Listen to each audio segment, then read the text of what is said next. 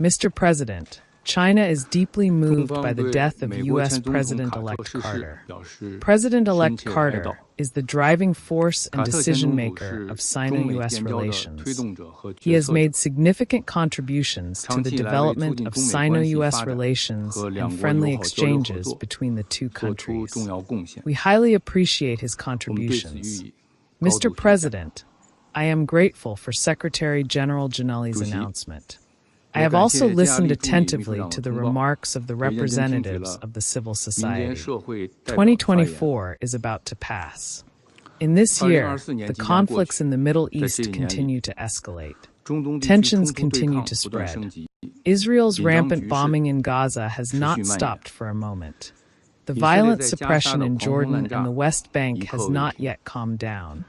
Lebanon's situation is in turmoil and is still in a fragile state. Syria's situation is changing rapidly, and the prospects are still unclear. In the middle of the year, Yemen's situation began to heat up again.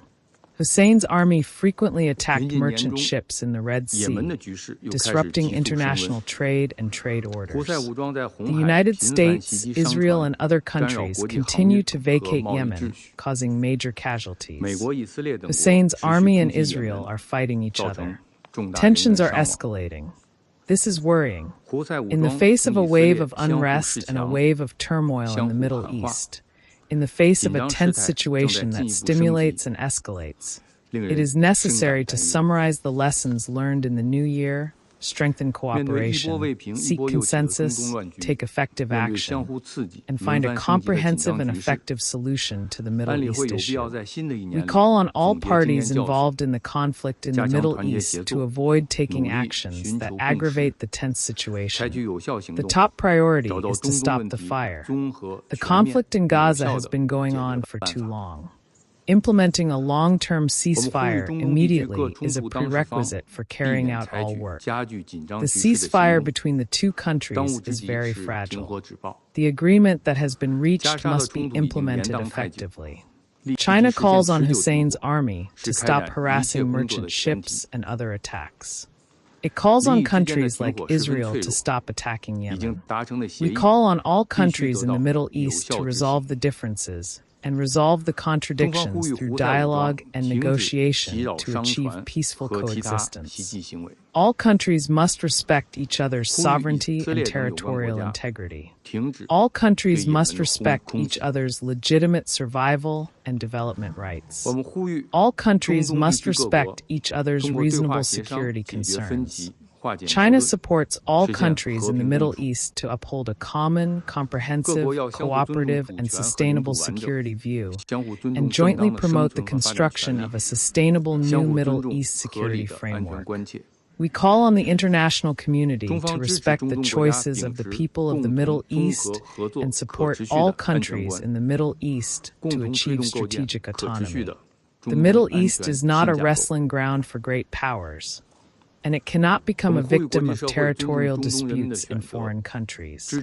All countries should fully respect the historical and cultural traditions of the Middle East and support the Middle East countries such as Syria to achieve peace and reconciliation and to follow the path of self-determination.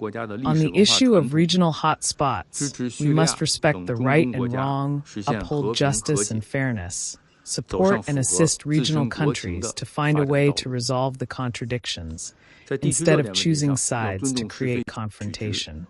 We call on the international community to work harder to promote the issue of Palestine and to achieve a comprehensive, fair, and sustainable solution as soon as possible. The fact is that the Palestinian issue is the core of the Middle East issue. Only by solving the Palestinian issue completely can the Middle East achieve peace and stability. The international community should re-establish the political prospects of the two-nation plan with a sense of urgency. Chairman, in the end, I would like to congratulate the United States on completing the work of the chairman of the Security Council and wish all the best for Algeria next month. I would also like to take this opportunity to say goodbye to Ecuador, Japan, Malta, Mozambique, and Switzerland, which are about to end the term of the non-recognition of the historic country. I would also like to welcome Denmark, Greece, Pakistan, Panama, and Somalia, which are about to join the Security Council. China is looking forward to working with other members of the Security Council to promote multilateralism, promote unity and consensus, and make efforts to promote a better implementation of the UN Charter in 2025. Thank you. 共同践行多边主义，促进团结共识，为推动安理会在2025年更好地履行联合国宪章赋予的职责做出努力。谢谢。 I thank the representative of China for